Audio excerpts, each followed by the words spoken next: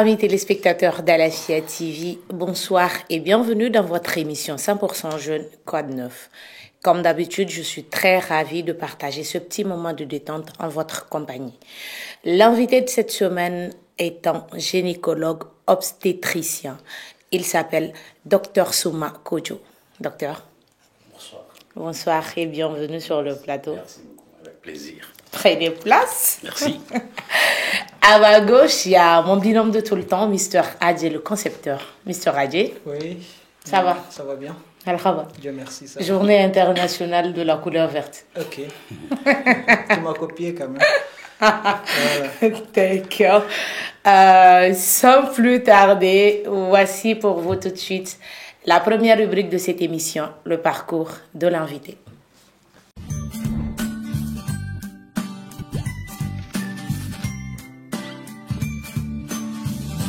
Dr Souma Kodjo est un gynécologue obstétricien marié et père de 3 enfants. Né à Bourem, il est le fils d'Adama Kodjo et de Hadijatou Hamidou Khaydara. Il a fait ses études primaires et fondamentales à Bourem, ensuite le lycée Yanamega de Gao où il a obtenu son baccalauréat série SBT, puis la faculté de médecine, de pharmacie et d'odontostomologie où il a obtenu le diplôme de médecin généraliste. Par la suite, il se spécialise dans le domaine de la gynécologie obstétrique à la faculté de médecine et d'odontostomologie à l'université de Bamako. Il est actuellement en formation pour le diplôme universitaire en échographie générale. Il est le chef de service adjoint du CCRF de la commune 3, point focal VBG, violence basée sur le genre, audit des décès maternels et périnatales. Il est aussi le trésorier général de la SOMAGO, la Société malienne de gynécologie et d'obstétrique. Voici pour vous tout de suite le débat.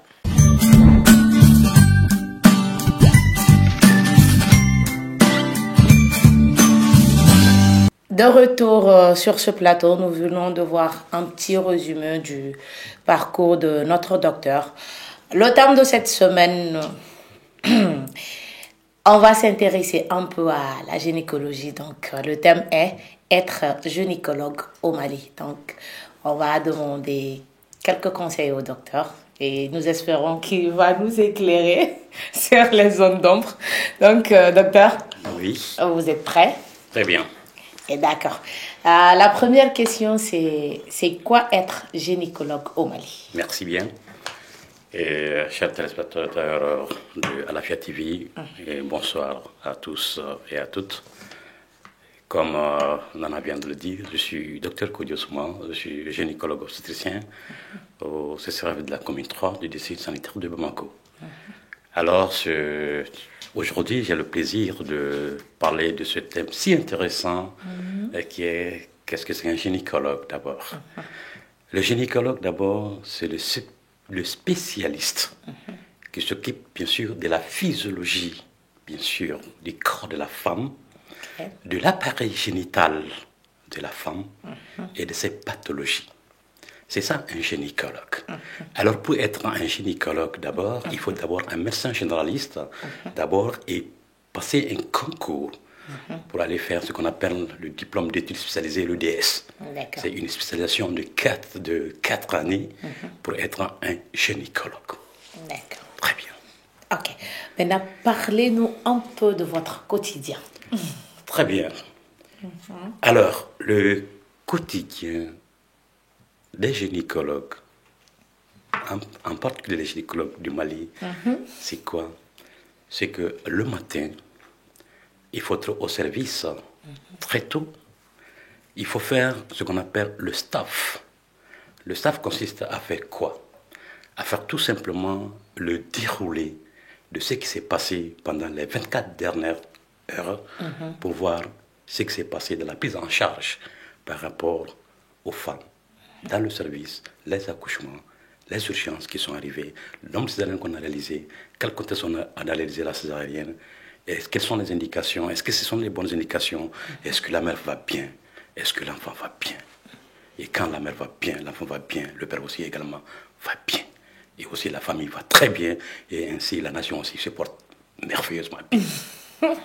D'accord, d'accord. Et alors, après le staff. Bien sûr, qu'est-ce qu'on fait d'abord? Comme dans un service en général, il y a plusieurs gynécologues. Alors, on va dire, chacun va aller à son poste. Celui qui a des consultations va aller faire la consultation de gynéco.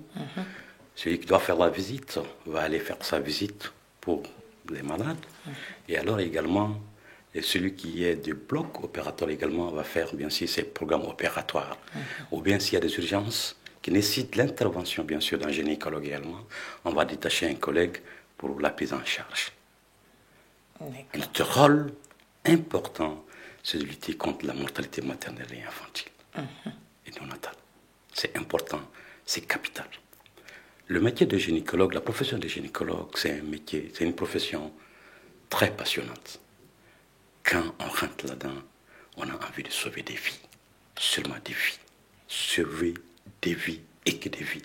Il faut que la mère se porte bien, il faut que le bébé également se porte bien. Bien sûr, cela aussi est saupoudré par le stress. Parce que quand quelqu'un te confie sa femme et son enfant, tu n'as pas le choix. Tu as le désir que cette maman se porte bien. Également, vous avez un nouveau-né qui se porte également merveilleusement bien. Parce qu'on dit, pour voir le développement d'un pays, le baromètre de développement d'un pays, il faut aller à la maternité. Quand vous allez donner des enfants qui vont souffrir pendant l'accouchement, alors ce sont des enfants qui vont diriger le pays plus tard. Et quand ces enfants vont souffrir pendant l'accouchement, alors 20 ans, 40 ans après, bonjour les dégâts. Merci madame. D'accord. Docteur, maintenant, quelles sont les difficultés que vous rencontrez dans l'exercice de cette fonction? Alors, merci madame. En fait, il n'y a pas de profession où il n'y a pas de difficulté. Parce que d'abord, la difficulté première, c'est qu'il faut que les patients comprennent en réalité ce que nous faisons. C'est important pour nous, c'est capital pour nous. Parfois, il y a des patients en réalité qui ne comprennent pas en réalité ce qu'on veut faire, l'enjeu de la chose. Par exemple, imaginez lorsque nous voulons juste faire une césarienne parce qu'il y a une indication absolue de la césarienne, ou que la famille, surtout le papa, le mari, dit que non, il n'est pas pour la césarienne.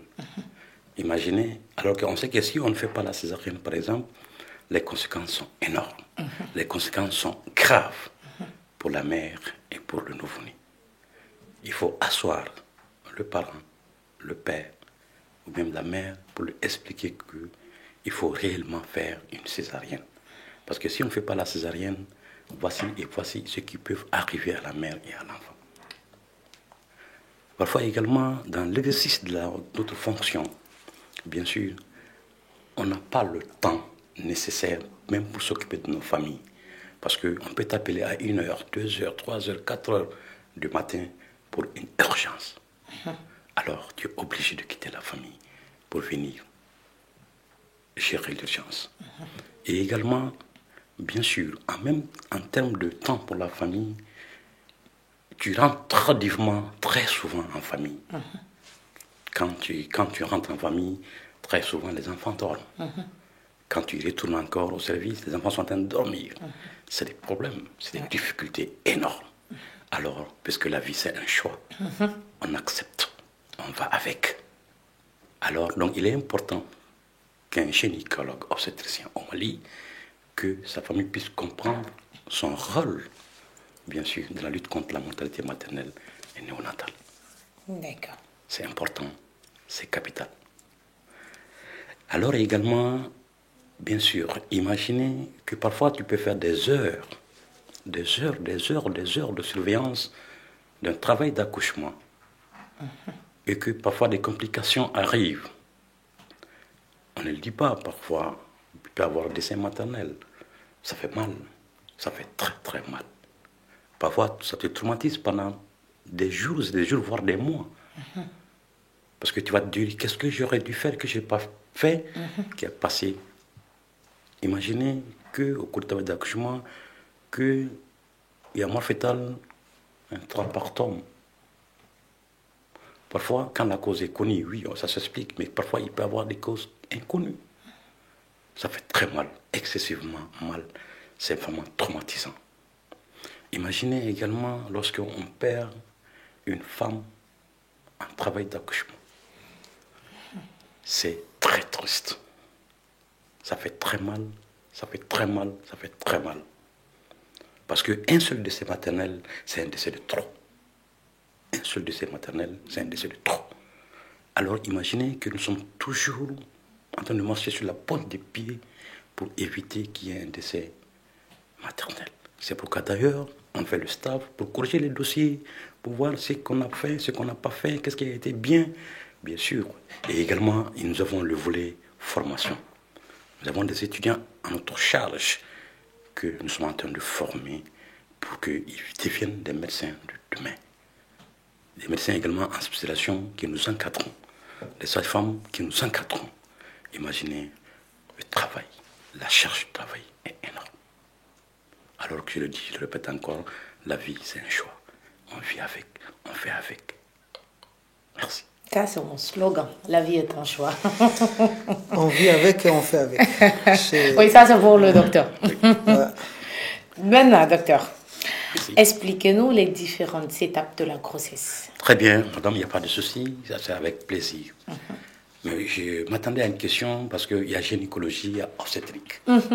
Parce que le gynécologue, d'abord, oui, d'accord. Si, on va Tout à en fait. arriver. D'accord, parce que quand on parle d'obstétrique, quand on parle des étapes de la grossesse, il faut parler d'obstétrique. D'accord. Donc, dans ce cas, on va d'abord parler de la différence entre gynécologie et gynécologue et puis obstétrice. Très bien.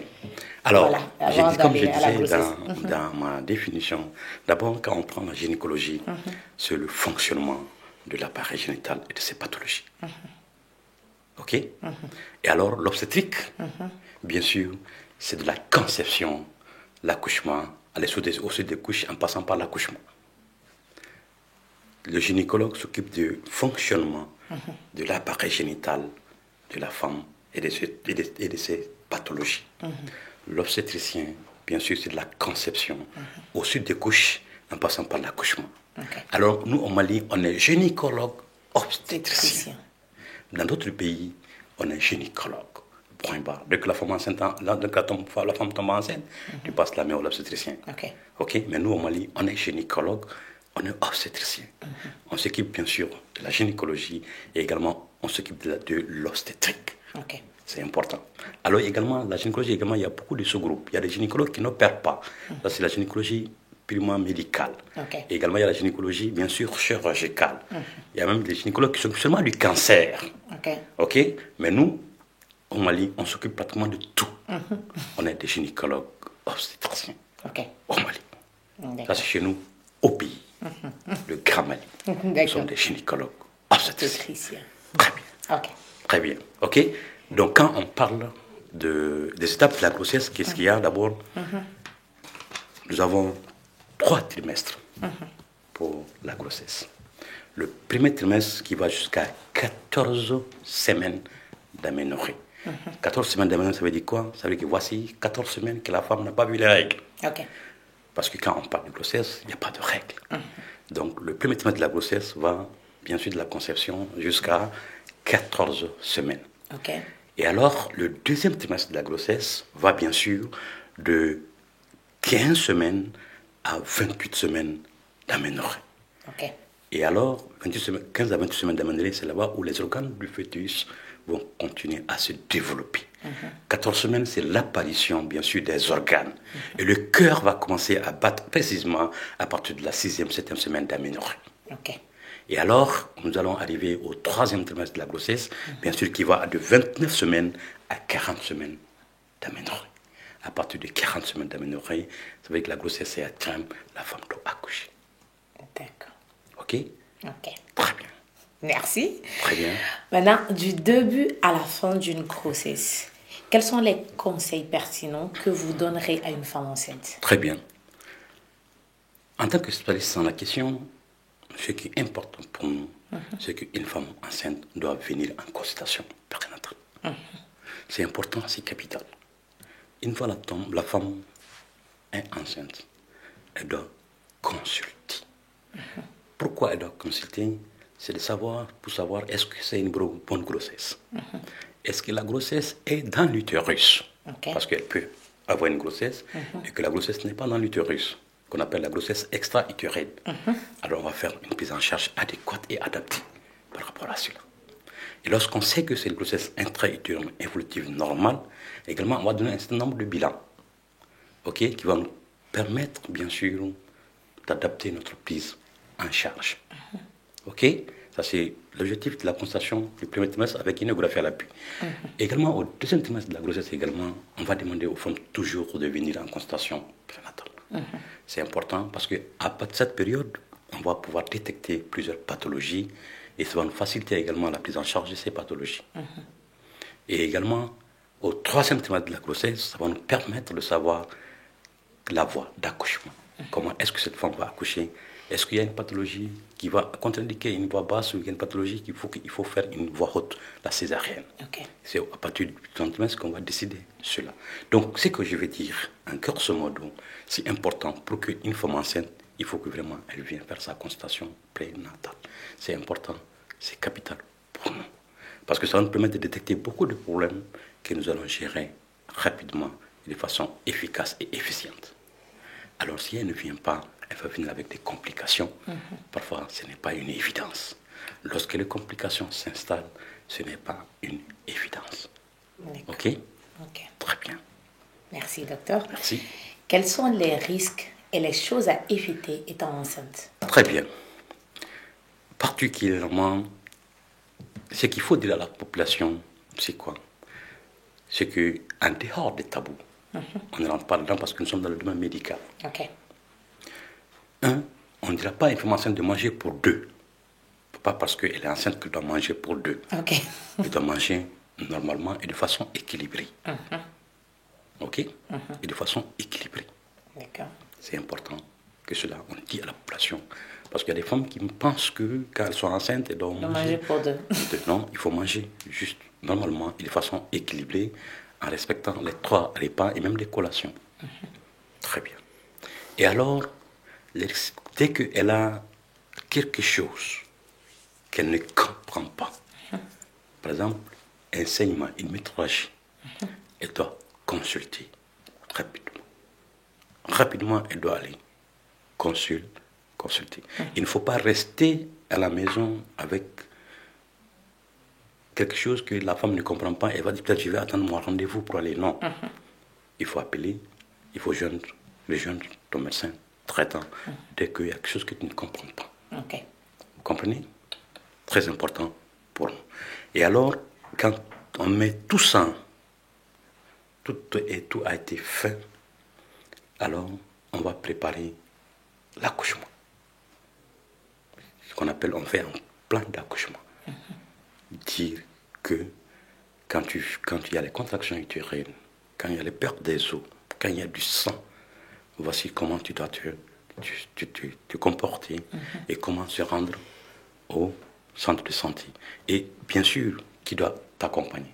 Parce que parfois, on trouve qu'une femme qui vient au travail, elle est accompagnée par une vieille dame qui à peine peut marcher. Ça nous pose problème. Parce que même si on donne l'ordonnance, parfois, pour aller à la pharmacie et revenir, elle peut prendre 1 heure de temps. Alors que parfois, on a besoin des médicaments de façon urgente. Donc, on veut que la femme soit accompagnée de quelqu'un qui est vraiment efficace, bien sûr, qui a vraiment, je ne dis pas la vivacité. Ça nous aide beaucoup. Et alors également, il ne faut pas trop tarder dans la prise de décision pour amener une femme avec une complication à l'hôpital. Parce que parfois, on dit, le père n'est pas là, la tante n'est pas là, l'oncle n'est pas là. Il faut que cette personne vienne d'abord du champ, par hasard, pour qu'on prenne la décision de l'amener au centre de santé. Il faut arrêter avec ça. Dès qu'il y a une urgence, c'est une urgence. Il faut l'amener de façon urgente à l'hôpital. Il ne faut pas traîner à la maison avec une complication, une femme enceinte. Qui a des complications. Et alors, je ne parle pas en termes de moyens. Parce que, également, quand tu viens au centre de santé, également, peut-être il y a des ordonnances qu'on peut donner. Peut-être si la famille n'est pas en mesure de de payer rapidement ces ordonnances, parfois également ça nous pose des problèmes. Mais on a mis un système en place pour qu'on puisse faire ça, pour qu'on puisse gérer l'urgence rapidement. Mais c'est qu'est-ce qui se passe, même si on prend les médicaments pour les utiliser, parfois les parents ne remboursent plus. Dès que la femme est saine, elle est tranquille, les parents oublient. Ça aussi, ça permet de bloquer, bien sûr, certaines prises en charge. Parce qu'on utilise les médicaments, il n'y a pas de... Il n'y a pas de remplacement de médicaments. Ça aussi, ça nous pose énormément de problèmes. Ok. C'est bon, madame? Oui, c'est bon. Maintenant, docteur, quelles sont les choses qui arrivent, mais ne constituent pas un danger pour une femme enceinte? Très bien. Alors, il est très difficile parce que chaque être humain est une entité à part. Il y a des choses qui peuvent arriver à Madame X qui ne posent pas de problème. D'autres choses peuvent arriver à Madame X qui ne posent pas de problème. Donc, vous voyez la nuance. Parfois, c'est très compliqué, c'est très difficile. Ce qui est bon pour moi peut ne pas être bon pour toi. Exactement. Vous comprenez un peu? Voilà. Alors, nous, tant qu'il n'y a pas de problème, il n'y a pas de complications, on est zen, on est tranquille. Mais c'est lorsqu'il y a vraiment un problème qu'on agit. Mais ce qui est important pour nous de le dire, c'est quoi? C'est que, par exemple, une femme enceinte, bien sûr, qui a problème d'activité, où il y a une pathologie sous-jacente, ça, on ne veut pas que cette femme puisse faire beaucoup d'activités, parce que avec beaucoup d'activités, ça peut avoir un état sur son bien-être, sur sa santé. Je ne dis pas de ne pas faire travailler les femmes enceintes, mais il faut faire extrêmement attention. Imaginez une femme enceinte qui va puiser de l'eau à 5 km tous les jours. Ce n'est pas adapté, ce n'est pas adéquat. Vous comprenez? Oui. Voilà. C'est surtout lorsqu'il y a une pathologie sous-jacente qu'il y a un problème. Ok. Sinon, il n'y a pas de problème. La femme enceinte, c'est un être humain. Ok? Ce qui ne te va pas, ne te va pas. Ce qui va à l'autre, bien sûr, ça passe pour elle. Mais pour moi, ça ne passe pas. Ok. Voilà. Mais il n'y a pas de façon spécifique. Voici ce que la femme enceinte. Voici, voilà. Ok. Je ne sais pas si je me fais comprendre. Si, je comprends. Très bien. Ok. Merci. Maintenant, docteur, un dernier mot. Merci. Allez, jeune frère, merci. Nana, merci. Mes salutations les plus sincères à la population malienne. En particulier. Et par extension en Afrique et au monde entier. Ce qui est important pour nous, c'est que les femmes, vraiment, elles font tout pour vraiment venir dans les structures de santé. À chaque fois que tu as un problème, sur le plan gynécologique, sur le plan obstétrical, quand tu te rends dans un centre de santé, tu pourras avoir la solution. Et même si peut-être le médecin qui t'a reçu ne prend pas à gérer ta situation, il y a également le système de référence et évacuation. Il peut t'envoyer à un niveau supérieur. Mais ce qui est important, c'est d'abord de venir en consultation, de fréquenter les centres, les structures. On n'a pas d'autre option que de soigner notre population, la population malienne. Nous sommes là, c'est une vocation. Nous sommes là pour ça. Matin, midi et soir, nous sommes disponibles. Nous sommes disponibles pour la nation. Nous sommes disponibles pour notre population. Nous sommes disponibles pour les femmes. Nous sommes disponibles pour les enfants. C'est important, c'est capital. Sur ce, je vous dis merci. Merci. Vraiment, merci. Merci. Merci. Alors, non, Adjé, tu as une réaction ou une question? Non. Il ne faut pas faire genre parce que tu es un homme, hein, tu veux te renseigner. C'est bon. D'accord, il n'y a pas de souci. Docteur, merci vraiment pour le déplacement, pour le temps accordé. Avec plaisir. Quant à vous, nos fidèles téléspectateurs, nous espérons vraiment que ce thème vous servirait à quelque chose. Ça va vous apporter un petit plus. Notre rubrique Fashion ou Fashion Faux pas.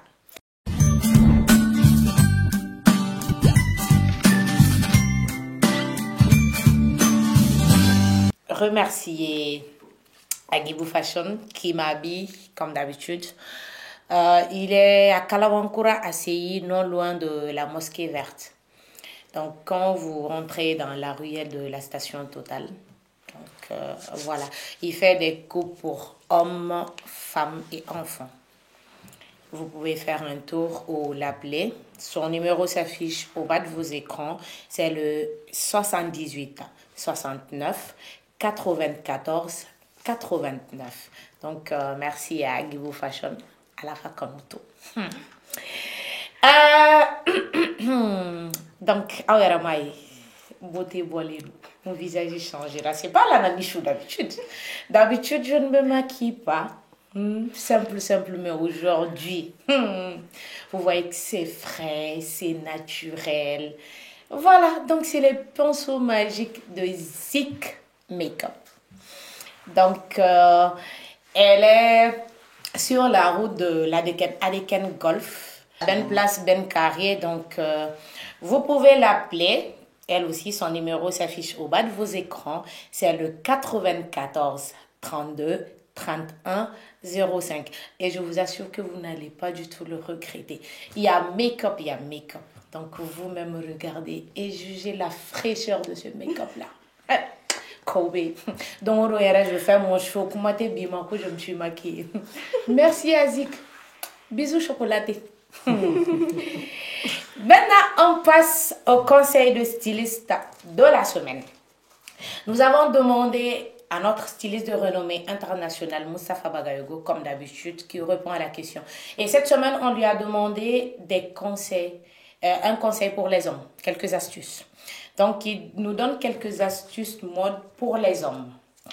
Maintenant, il vous dit, vous pouvez retrousser vous-même l'ourlet de vos pantalons. C'est très stylé et tendance. Et les pantalons courts sont très à la mode, à condition de les mettre sans chaussettes. Le pull noué sur les épaules, ce n'est pas mal si vous avez un look intemporel. En soirée, il faut rentrer la chemise dans le pantalon, c'est obligatoire si vous portez un costume. Et il faut attacher le dernier bouton de la chemise, mais pas de la veste. Par contre, faites très attention avec le choix des accessoires. Les accessoires, ce n'est pas que pour les femmes, hein, les hommes aussi. Donc, le sac, la ceinture, les chaussures, etc. Tout compte. Les chapeaux sont très à la mode, tout comme le nœud papillon, le foulard, donnent toujours une petite touche de couleur. Alors maintenant, les fashion faux pas à éviter. Le polo avec le col relevé, les petites sacoches portées en bandoulière, les chaussettes blanches. Elles sont horribles, elles ne vont avec aucun look.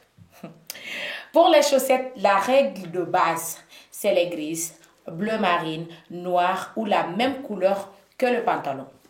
Autre astuce, c'est la barbe. Il nous dit que la barbe est très tendance. Toutes les formes sont à la mode. Il faut juste trouver celle qui convient à votre morphologie et surtout, messieurs, vous devez aller chez un barbier pour l'entretenir.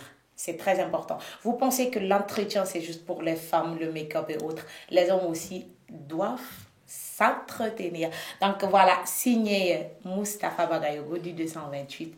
Merci et nous espérons que ce conseil va aider les hommes. Bon, ben voilà, c'est la fin de cette émission. Merci à vous de nous avoir suivis. On vous donne rendez-vous le samedi prochain sur Alafia TV à 18h. Les rediffusions sont le dimanche à 19h et le mercredi à 11h. D'ici là, prenez soin de vous. Et n'oubliez pas que la vie est un choix et chacun est maître de sa vie. Il faut juste faire les bons choix. Bisous. Bye bye.